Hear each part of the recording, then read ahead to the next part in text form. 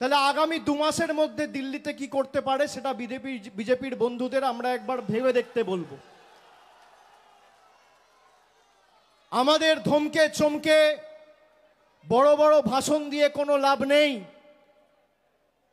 এই মমতা বন্দ্যোপাধ্যায় 21শে জুলাই যে আন্দোলন কলকাতার বুকে হয়েছিল তখন তৃণমূল তৈরি হয়নি, কংগ্রেসের ব্যানারে সে আন্দোলন হয়েছিল। সচিত্র পরিচয়পত্র যে দাবি যে মানুষের ভোটাধিকার এবং মানুষের মৌলিক অধিকার থেকে মানুষকে যারা বঞ্চিত করেছে তাদের বিরুদ্ধে আমরা গর্জে উঠব। 13 জন তরতাজা যুবক সেই দিন 21শে জুলাই প্রাণ দিয়েছিল।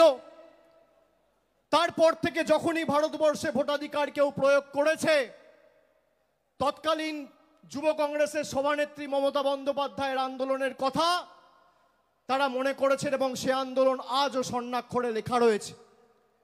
আগামী দিনে যদি মানুষের অধিকারে আমাদের প্রাণ দিতে রাস্তায় নামতে হয়, বিজেপির বিরুদ্ধে বঙ্গবাসী ইতস্তত বোধ করবে না। আমরা তৈরি আছি, আমাদের যদি মাথা নিচু করতে হয় আমরা 10 কোটি বঙ্গবাসীর কাছে করব, কিন্তু দিল্লির কাছে বশ্যতা স্বীকার করব না, আত্মসমর্পণ করব না, তাদের কাছে মেরুদণ্ড বিক্রি করব না। আমরা যখন নবজোয়ার করেছিলাম আমরা বলেছিলাম আপনার 100 দিনের অধিকারের টাকা হয় আমরা দিল্লিতে গিয়ে আন্দোলন করে ফিরিয়ে আনবো, নইলে বিকল্প অর্থের ব্যবস্থা করব। আমাদের সাথে বাংলার জনপ্রতিনিধিরা যারা ছিল, তপশিলি জাতি, উপজাতি, জনজাতি, মূলবাসী, সেই প্রতিনিধিদেরও অমিত শাহর অধীনস্থ দিল্লি পুলিশ চুলের মুঠি ধরে টেনে হিঁচড়ে তৎকালীন 2023 সালের অক্টোবর মাসে কৃষি ভবন থেকে বার করেছিল। আমরা শপথ করেছিলাম যে বাংলার ক্ষমতা কি তোমাদের দেখাবো, তোমাদের কাছে সব রয়েছে না, ভাবছো যা ইচ্ছা তাই করব, যখন ইচ্ছা যা ইচ্ছা ঘোষণা করব, আমি চাইবো যা চাই, জগৎ তাকে আমি না চাই। বাংলার মানুষের আশীর্বাদ নিয়ে আমরা রাস্তায় নেমেছিলাম। একদিকে 10 কোটি মানুষের আশীর্বাদ, আর একদিকে কেন্দ্র সরকারের ইডি, সিবিআই, মন্ত্রীরা, সুপ্রিম কোর্ট, হাইকোর্ট, বিচার ব্যবস্থার একাংশ, সংবাদ মাধ্যমের একাংশ, ইনকাম ট্যাক্স, নির্বাচন কমিশন, প্যারামিলিটারি ফোর্স। গোহারা হেরেছে, জয় হয়েছে বাংলার মানুষের। সেই 100 দিনে সুপ্রিম কোর্ট রায় দিয়েছে যে বাংলার মানুষকে টাকা দিতে হবে। আমরা বলেছিলাম জুন মাসে যখন এসআইআর এর নোটিফিকেশন করেছিল, যে জুন মাসে তৃণমূল কংগ্রেস তার অবস্থান স্পষ্ট করে বলেছিল যে একটা যোগ্য ভোটারের তালিকা থেকে যদি নাম বাদ যায়, বাংলার ক্ষমতাটা কি দিল্লির জমিদারদের দিল্লির বুকে এবং দিল্লির মাটিতে তৃণমূল কংগ্রেস দেখাবে। এই যে 7 জন আত্মহত্যা করে মারা গেছে, প্রাণ দিয়েছে, সবার ভোটার তালিকায় নাম ছিল। যখন ইচ্ছা যাকে ইচ্ছা বাংলাদেশি বলে আখ্যায়িত করে ডিপোর্ট করে দিচ্ছে। একটা অন্তঃসত্ত্বা মহিলা, তার 6 জন পরিবারের সদস্য সহ তাকে, যেখানে হাইকোর্ট রায় দিয়েছে তার মায়ের ভোটার তালিকায় নাম রয়েছে, তার বাবার ভোটার তালিকায় নাম রয়েছে, 2002 খসড়া তালিকায় নাম রয়েছে, তাকে বাংলাদেশি বলে ডিপোর্ট করে বাংলাদেশে পাঠিয়ে দেওয়া হয়েছে। এর জবাব বাংলা দেবেই। এবং নেত্রীকে আমি শ্রদ্ধা জানিয়ে তার অনুমতি চেয়ে আমি আপনাদের বলছি, এই যে 7 জন প্রাণ দিয়েছে সবাই যোগ্য ছিল, ভোটার তালিকা থেকে সবার নাম বাদ গেছে।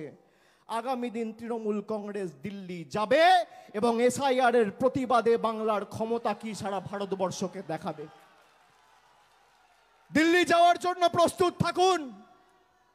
আগে যখন মানুষ ভোট দিত, মানুষ ভোট দিয়ে সরকার নির্বাচিত করত, আর প্রধানমন্ত্রী নরেন্দ্র মোদীর সরকার এখন পছন্দের ভোটার বেছে নিচ্ছে। আপনি ভাবুন, মানুষ বাঁচত সরকার, আর আজকে সরকার বাঁচছে ভোটার। কি এদের অবস্থা! হঠাৎ করে 10 বছর আগে 2016 সালের 8ই নভেম্বর ঘোষণা করে দিল আজ থেকে 500 টাকার নোট চলবে না, 1000 টাকার নোট চলবে না। হঠাৎ ঘোষণা করে দিচ্ছে আধারের কোনো দাম বা মূল্য নেই। হঠাৎ বলে দিচ্ছে ভোটার আইডি কার্ড ভ্যালিড নয়, হঠাৎ বলে দিচ্ছে রেশন কার্ডের কোনো ভ্যালিডিটি নেই। গত পরশুদিন অমিত শাহ একটা সাক্ষাৎকারে বলেছে যারা ভারতবর্ষে জন্মায়নি তাদের ভারতে ভোটাধিকার প্রয়োগ করার অধিকার নেই। আমি অমিত শাহকে জিজ্ঞেস করতে চাই, আপনি যদি দম থাকে তাহলে আপনি প্রকাশ্যে এসে বলুন যে আপনি বলতে চেয়েছেন লালকৃষ্ণ আদবানি ভোট দিতে পারবে না। তার কারণ লালকৃষ্ণ আদবানির জন্ম হয়েছিল করাচিতে। এই যে মতুয়া ভাইয়েরা বসে আছে যারা ওপার বাংলা থেকে এসছে, বিজেপি এদের জন্য এখন নাটক করে ক্যাম্প খুলেছে। একজনকেও নাগরিকত্ব দেয়নি। আর আমি বলি শুনুন, মতুয়া ভাইয়েরা, রাজবংশী ভাইয়েরা, এদের ফাঁদে পা দেবেন না। এদের ক্যাম্পে যদি আপনারা যান, আসামে 12 লক্ষ হিন্দু বাঙালির যা অবস্থা হয়েছে আপনাদেরও একই পরিণতি ভারতীয় জনতা পার্টি করবে। আর আমি বুক ঠুকে বলে যাচ্ছি, যতদিন তৃণমূল কংগ্রেসের একটা সৈনিক এই বাংলার মাটিতে থাকবে, একটা মতুয়া ভাই বা একটা রাজবংশী ভাইকে বাংলাদেশি বলে আখ্যায়িত করে বাংলাদেশে ডিপোর্ট করতে আমরা দেব না। তার আগে আমাদের মৃতদেহের উপর দিয়ে ভারতীয় জনতা পার্টি এবং কেন্দ্র সরকারকে পেরোতে হবে। আপনারা এদের ফাঁদে পা দেবেন না। যেই এদের ক্যাম্পে যাবেন, আমি তো শুনছি এখন মতুয়া মহাসংঘের কার্ড দিয়ে 800 টাকা করে তোলা হচ্ছে। এই হচ্ছে বিজেপি। আপনার আবেগ নিয়ে যারা ছেলে খেলা করে, ধর্মের নামে যারা রাজনীতি করে, যারা বাংলায় ধর্মের নামে বিভাজন করে বাংলাকে অনুতপ্ত করার ষড়যন্ত্র চক্রান্ত বছরের পর বছর এরা করেছিল, এদের ষড়যন্ত্রের আগুনে বাংলার 10 কোটি মানুষ ঐক্যের প্রদীপ জ্বালিয়ে বাংলার সাম্প্রদায়িক সম্প্রীতি কাকে বলে তুলে ধরে বাংলার ভালোবাসা, সংস্কৃতি, ঐতিহ্যকে অক্ষুণ্ণ রেখেছে। আমি বাংলার 10 কোটি মানুষকে কৃতজ্ঞতা জানাই, প্রণাম জানাই। হট করে এসআইআর ঘোষণা করে দিতে হবে, তার কারণ বিজেপি বাংলায় 2021-এও হেরেছে, 16-তেও হেরেছে, 19-এও হেরেছে, 24-এও হেরেছে।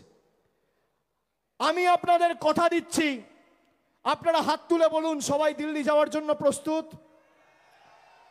সবাই হাত তুলে বলুন আমার মতুয়া ভাইয়েরা দিল্লি যাবেন, যাবেন। সবাই দিল্লি যাওয়ার জন্য প্রস্তুত, হাত তুলুন। বাংলার ক্ষমতা কি আমরা দেখাবো, বাংলার ক্ষমতা কি আমরা দেখাবো। দিল্লি যাওয়ার জন্য প্রস্তুত, বিজেপিকে জবাব দেওয়ার জন্য প্রস্তুত, জনগর্জন কাকে বলে ভারতীয় জনতা পার্টিকে শিক্ষা দেওয়ার জন্য প্রস্তুত। আমাদের কাছে যারা কাগজ চাইছে তাদের বাবা ঠাকুরদার কাগজ নিয়ে এসে আগে বাংলার মানুষকে দেখাও, তারপর কাগজ চাওয়ার কথা বলো।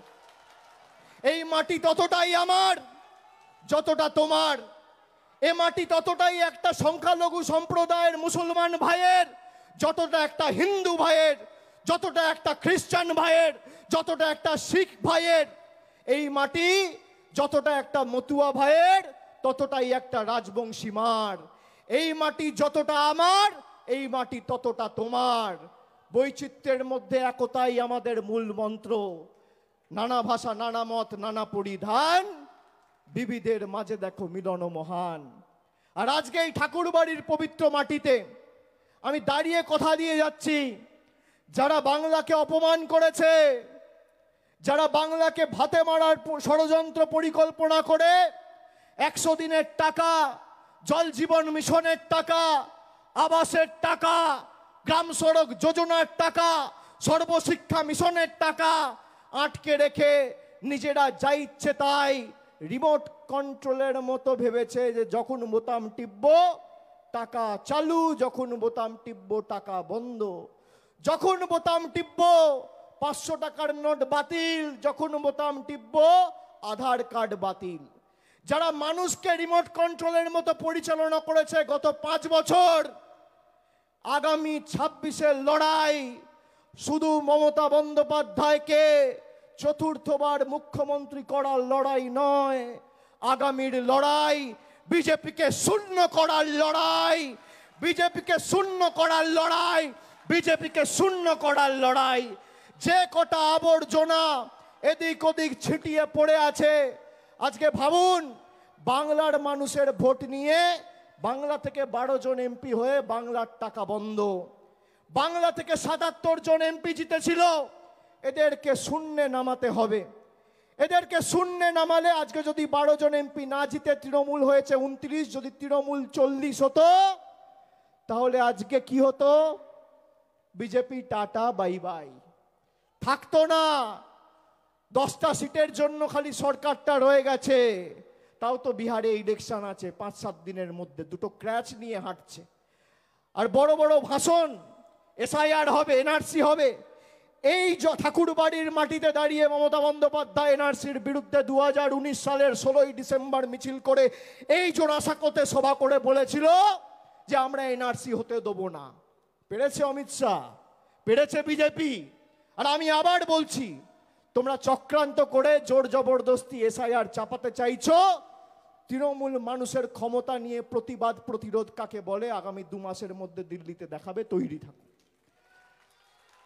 আমি আমার বক্তব্য দীর্ঘায়িত করব না, আপনারা অনেকক্ষণ ধরে এসছেন।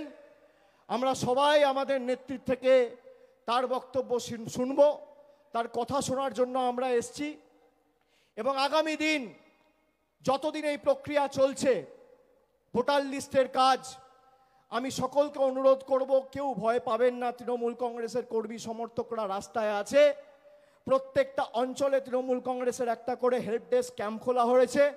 প্রত্যেকটা ওয়ার্ডে, শহর এলাকায় তৃণমূল কংগ্রেসের ওয়ার্ড ভিত্তিক ক্যাম্প রয়েছে, বিধানসভা ভিত্তিক ওয়ার্ড রুম রয়েছে। প্রায় 7000-এর বেশি ক্যাম্প আমরা সারা বাংলা জুড়ে কুচবিহার থেকে কাকদ্বীপ করেছি। বাংলার মানুষের পাশে যতদিন তৃণমূল কংগ্রেস আছে, বাংলার মানুষকে কেউ দমিয়ে রাখতে পারবে না। চলবে না অন্যায়, টিকবে না ফন্দি, জনগণের আদালতে হতে হবে বন্দী। যে আমরা লড়াইয়ের ডাক দিয়েছিলাম 2023 সালে 100 দিনের লড়াই, আমাদেরকে অনেক চেষ্টা করেছিল আটকানোর, আটকাতে পারেনি। তারপরে রাজভবনে এসে আমরা ধর্ণা করেছিলাম, আইনত লড়াই হয়েছে, 2,58,00,000 জব কার্ড হোল্ডারের জয় হয়েছে। আগামী দিন 10 কোটি বঙ্গবাসীর জয় হবে। তাই চতুর্থবার শুধুমাত্র মমতা বন্দ্যোপাধ্যায়কে বাংলার মুখ্যমন্ত্রী করলেই আমাদের হবে না। যারা বাংলার মানুষকে পদে পদে লাঞ্ছিত, বঞ্চিত, নিপীড়িত, শোষিত, অত্যাচারিত, অবহেলিত, বাংলাদেশি বলে আখ্যায়িত করে দাগিয়ে দিয়েছে, সেই বাংলা বিরোধীদের সবকটাকে ছেটিয়ে বঙ্গোপসাগরে ভাসান দিয়ে আবর্জনাগুলোকে তাড়িয়ে বাংলাকে বাংলা বিরোধী বিজেপি থেকে মুক্তি দিতে হবে। সকলকে আর একবার ধন্যবাদ, কৃতজ্ঞতা, প্রণাম জানিয়ে সকলকে আর একবার আমার শ্রদ্ধা নিবেদন করে আমি আমার বক্তব্য শেষ করছি। জয় হিন্দ, বন্দে মাতরম, জয় বাংলা। জোরে বলুন জয় বাংলা। পিছনে যারা আছে হাত তুলে জয় বাংলা, জয় বাংলা, জয় বাংলা। ভয় পাবেন না। অনেকে ভাবছে জয় বাংলা বললে নাকি বাংলাদেশি বলে বিজেপি আখ্যায়িত করবে। বাংলার মাটির এমন শক্তি, ভারতবর্ষের রাষ্ট্রপতি বাংলার মাটিতে দাঁড়িয়ে জয় বাংলা বলে গেছে। কারোর ক্ষমতা নেই। বলবেন, গর্ব করে বলবেন, বুক ঠুকে বলবেন, আওয়াজ উঁচু করে বলবেন, জয় বাংলা, জয় বাংলা, জয় বাংলা, জয় বাংলা, জয় বাংলা, জয় বাংলা। দুহাত তুলে জয় বাংলা, জয় বাংলা, জয় বাংলা, জয় বাংলা, জয় বাংলা, জয় বাংলা, জয় বাংলা, জয় বাংলা। অনেক অনেক ধন্যবাদ, নমস্কার।